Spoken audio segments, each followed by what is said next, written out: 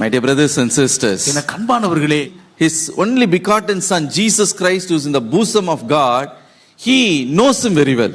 தேவனுடைய மடியில் இருக்கிற ஒரே பேரான திருக்குமாரன் இயேசு கிறிஸ்து ஒருவர் மட்டும்தான் தேவனை மிகவும் நன்றாய் அத்துப்படியாய் அறிந்தவை. More than any prophet, any teacher, any preacher, Jesus knows who God the Father is more than anybody, because he himself is God.